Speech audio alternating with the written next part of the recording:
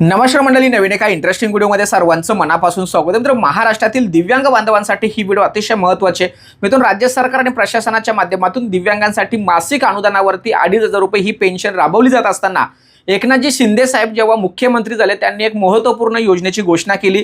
ती योजना म्हणजे धर्मवीर आनंद दिघे अर्थसहाय्य योजना।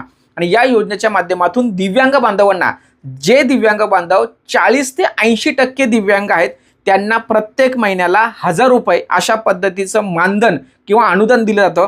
त्याचबरोबर जे दिव्यांग बांधव 80% पेक्षा जास्त आहेत, 80 ते 100% इतके जे काही दिव्यांग बांधव त्यांची टक्केवारी आहे, त्यांना प्रत्येक महिन्याला 3,000 रुपये देऊन त्यांचं जीवनमान उंचावण्याचा प्रयत्न या एकनाथजी शिंदे साहेब यांनी त्यांच्या महत्त्वपूर्ण घोषणेतून किंवा योजनेतून केलेली आहे। आणि ही जी योजना ही 2024-25 पासून सुरू झालेली आहे। आणि ही जी योजना आहे, ही योजना 2028-29 वर्षापर्यंत म्हणजे 5 वर्षापर्यंत, 4 ते 5 वर्षापर्यंत ही योजना चालवली जाणार अशा पद्धतीची घोषणा आहे। आणि प्रत्येक वर्षी कोट्यावधी रुपये या योजनेसाठी मंजूर करून लाभार्थ्यांच्या खात्यामध्ये सुद्धा वाटप केले जातात। लक्षात ठेवा, आता या योजनेसंदर्भात जी काही जाहिरात आहे ती जाहिरात तुम्हाला स्क्रीनवरती दिसत असेल। कारण अनेक लाभार्थ्यांना काही डाऊट्स पण असू शकतो की सर ठीक आहे, हे सांगतात पण त्या संदर्भात प्रूफ काय, आम्ही ज्यावेळेस अर्ज करायला जाणार त्यावेळेस आम्हाला काहीतरी प्रूफ पाहिजे। तर तो प्रूफ तुम्हाला समोर दिसत असेल तर या प्रूफमध्ये त्यांनी स्पष्टपणे एक जाहीर प्रकट पत्रक जाहीर करून ती योजनेची घोषणा केलेली आहे। त्याचबरोबर या योजनेचा अर्ज तुम्हाला स्क्रीनवरती दिसत असेल। हा जो अर्ज तुम्हाला समोर दिसतो त्यामध्ये व्यवस्थित सगळी माहिती वगैरे भरून घ्यायची। तुमचं नाव असेल, पत्ता असेल, आईचं नाव, मोबाईल नंबर, आधार कार्ड नंबर, रेशन कार्ड किंवा डोमासेल सर्टिफिकेट, जे काही उत्पन्नाचे दाखल्या, हे जे काही सर्व कागदपत्र आहेत ते सर्व कागदपत्र या ठिकाणी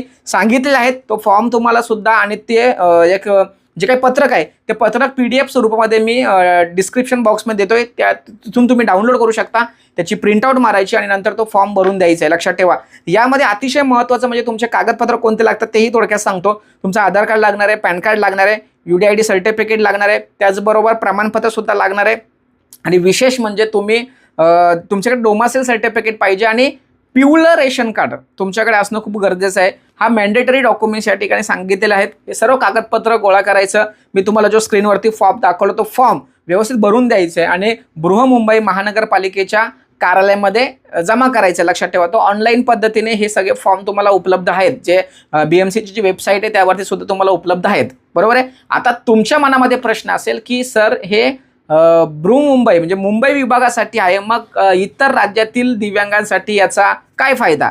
लक्षात ठेवा, आता जे काही पावसाळी अधिवेशन झालं त्या पावसाळी अधिवेशनामध्ये या योजनेची व्याप्ती वाढवण्यासंदर्भात मंत्री महोदयांनी आणि आमदारांनी विशेष चर्चा केली। आणि त्या चर्चेचा दुजोरा म्हणून ही योजना महाराष्ट्रामध्ये आता व्यापक स्वरूपामध्ये कशा पद्धतीने राबवली जाईल या संदर्भात त्या ठिकाणी सूचना आणि चर्चा करण्यात आली आहे। कदाचित काही दिवसांमध्ये, काही महिन्यांमध्ये तुमच्याकडे सुद्धा ही योजना सुरू होईल। सद्यस्थितीला मुंबईमध्ये ही योजना सुरू आहे। कदाचित तुमच्याकडे जेव्हा सुरू होईल त्यावेळेस सुद्धा तुम्हाला ही जी सगळी माहिती आहे ती प्राथमिक स्वरूपामध्ये असावी अशा पद्धतीची ओव्हरऑल माहितीचा ही व्हिडिओ बनवलेली आहे। परंतु मित्रांनो, मुंबई महानगरपालिकेमध्ये राहणारे जे लोक ही व्हिडिओ बघत असतील त्यांनी अर्ज लगेच सुरू करा। लाभार्थ्यांना लाभ मिळत सुद्धा आहे। आणि ज्यावेळेस महाराष्ट्रामध्ये ही योजना सुरू होईल त्यावेळेस नक्कीच आपण त्याविषयी अधिकृतपणे माहिती देऊ। तोपर्यंत ही माहिती तुम्हाला असणं गरजेचं आहे। आणि महाराष्ट्रामध्ये एका BMC कार्यालयामध्ये किंवा एखाद्या BMC किंवा एखाद्या महानगरपालिका हद्दीमध्ये अशा पद्धतीची योजना राबवली जाते, मग बाकीचे जे काही मंत्री आहेत किंवा आमदार आहेत, खासदार आहेत, त्यांना चांगली बुद्धी सुचून तिकडे सुद्धा ह्या योजना राबवल्या गेल्या पाहिजे। या व्हिडिओच्या माध्यमातून मित्रांनो तुम्हाला सांगतोय, जर ही योजना एखाद्या BMC हद्दीमध्ये राबवली जाते तर ती संपूर्ण महाराष्ट्रामध्ये राबवली गेली पाहिजे। कारण हा पैसा जो मंजूर होतो तो शासनाचा नसून तो जनतेचा आहे आणि त्याचा लाभ महाराष्ट्रातील प्रत्येक जनतेला म्हणजे दिव्यांग बांधवांना झाला पाहिजे अशा पद्धतीचं माझं मत आहे। मित्रांनो, तुम्हाला काय वाटतं किंवा या योजनेविषयी तुमच्या काही अडचणी असतील, तक्रारी असतील तर नक्की कमेंट्समध्ये तुम्ही विचारू शकता, त्यावरती नक्की रिप्लाय करण्याचा प्रयत्न करू। महत्त्वाचे व्हिडिओ राज्यातील सर्व दिव्यांग बांधवांना शेअर करा। धन्यवाद।